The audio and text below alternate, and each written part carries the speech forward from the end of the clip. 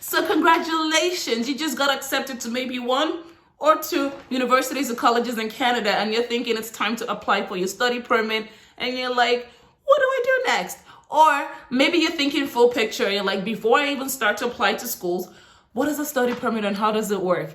You're in the right place. Sit tight. However, if you're in the latter situation where you're thinking, what is a study permit before you apply, you may also want to check out this video where I talk about how to apply to study in Canada.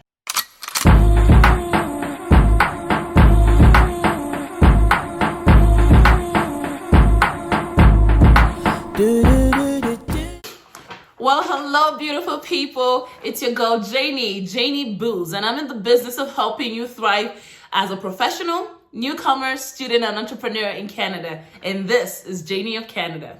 So at the end of this video, you have all you need to DIY your study permit. Yep, I'm talking documents, I'm talking cost implications, all the things that you need to get a strong application. All the reasons you may get rejected, which we hope you don't, but if that's a situation, how to get in front of that, okay? As well as personal tips from my own experience. A couple things to know is you are not guaranteed a study permit because you got an admission. I know it's an exciting time, but the way you took getting an admission so seriously, it's time to get even more serious. And a study permit is not a visa. The first step is we have gotten our admission in. Now we got to check our eligibility for our study permit. The way to do this is in the link in the description box, the CIC, Canadian Immigration Commission. I hope that's what it is. You check to make sure that the school you apply to has a DLI number. You can show that you have enough money for your tuition, your living expenses, money to return, as well as an intent to return. No criminal records, that's important. You're in good health. And again, I say this again just in case you didn't catch it the first time, an intention to return. And you're thinking, what, JD? I'm just trying to study so I can apply to my peer. I know, but the Canadian government doesn't want to know that. They want to know that you can go back since it's something called a temporary situation, right? So prove to them that you returned and do not return. Step 2 is that you want to create your profile. If you've never applied to a study visa, if you've never applied to a visa before, you would have to go through this from scratch. And so the way to answer this is really quickly, you're going to say, create your profile, say where you're applying from. The answer should be outside of Canada. How are you applying? Your answer should be online. Then you create your profile. You are advised to create a profile using the GC key because with the other option, you need a Canadian financial institution, which at this point you don't have yet. And then your profile is complete. Now it's time to go to the next step, which is to gather your documents. I really advise that in step 3 that you actually have done this beforehand. And that's why we're having this video now, so you know how to gather some of these documents beforehand, which can definitely speed up your application. So you're going to need Adobe Reader for most of the forms you're going to have to download and fill.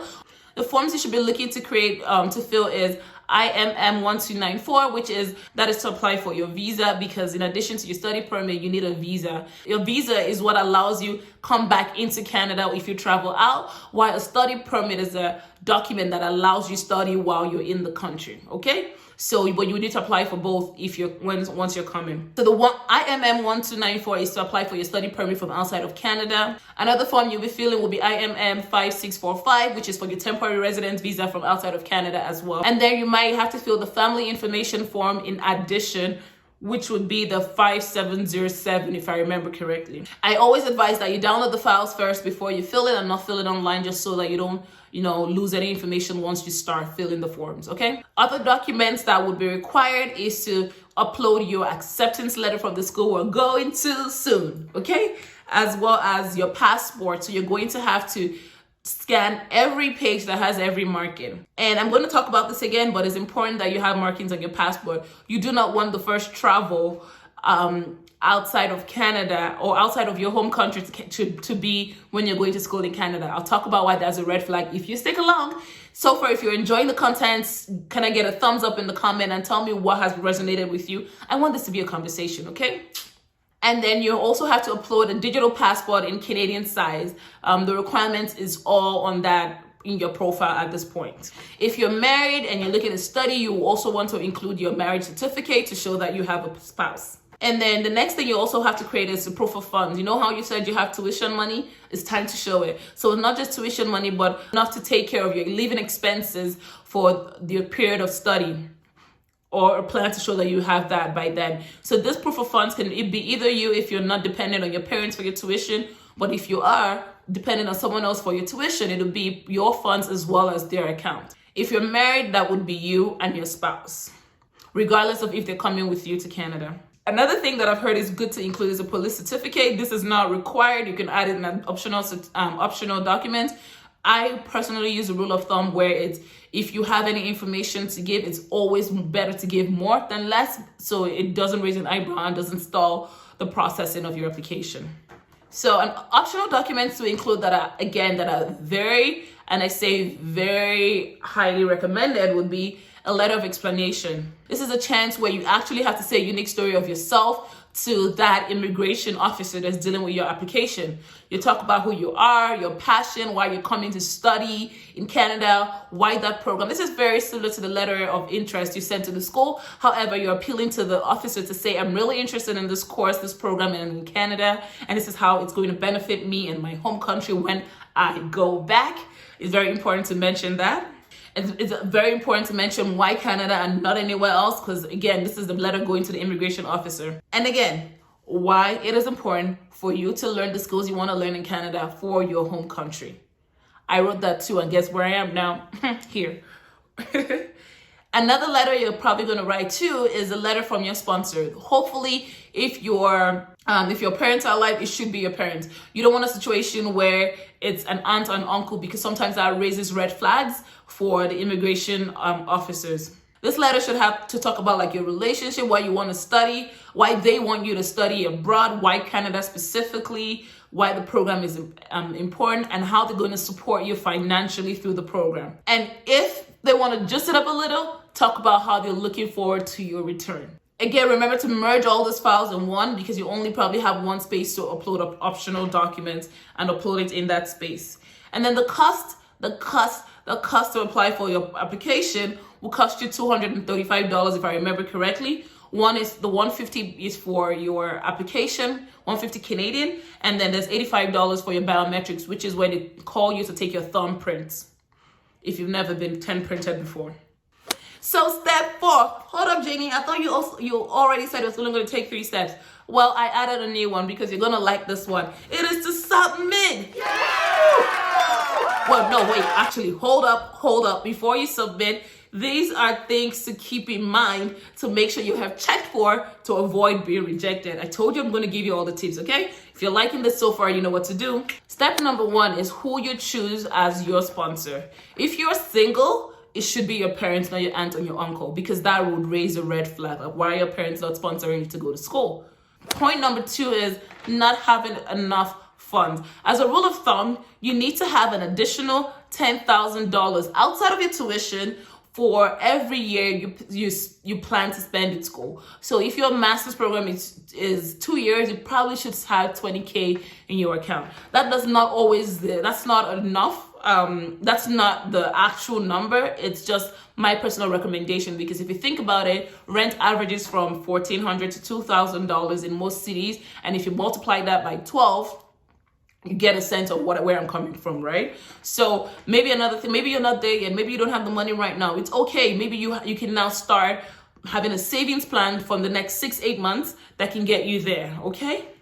Another problem that happens is improper documentation. Sometimes we assume that, as long as we toss all the documents in there, someone's going to find it. If you put the wrong document in the wrong place, no immigration officer is going to sort that out for you. Canada actually has about 70,000 to 80,000 students that actually come to Canada every year from 130 countries.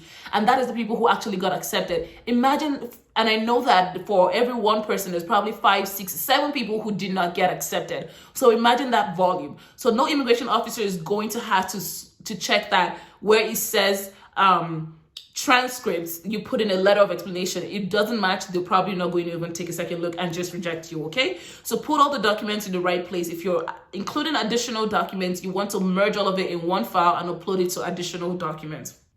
And if you're married, everything, show them your birth certificate, your marriage certificate, when you got married, all of those information.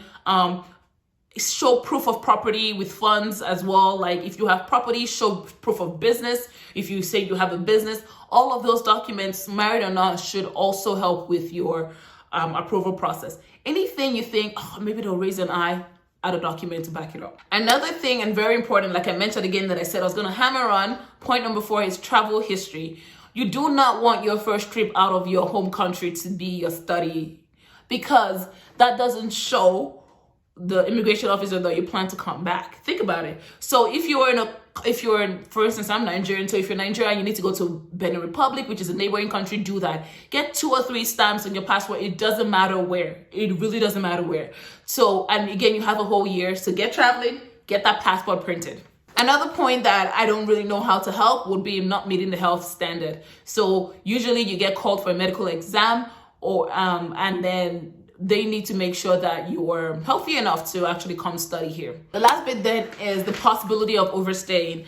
I know it sounds like, what? I'm trying to move here, but trust me, they want to know that if you say you're applying for a temporary permit, in this case a study permit, that you plan on going back. So you want to show ties to your home country. If you have a business, show that. If you have a family that's thriving there, show that. If your sponsors have businesses, or who hopefully should be your parents, have jobs, show all that proof. Get a letter from your parents' manager saying that they live here and they work here, just so to prove that you have ties back home.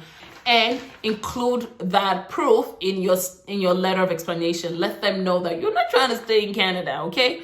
So those are all the steps you need to apply for a study permit today. So if you follow those links in my description box, you should be well on your way to doing it yourself, saving yourself some thousands of dollars. And if you're married and you're thinking of how am I going to come with my spouse, don't worry, it's quite easy. I talk about this on a video I had with a friend, Dania. I'll link which if you've seen that video a couple videos ago. But the way to do it is, once you get your study permit approved, you can go ahead then and apply for something called an open work permit for your spouse. Some people do it as soon as they get their study permit approved. Others do it down the line once they have arrived to Canada. There's no end date as to when to do it.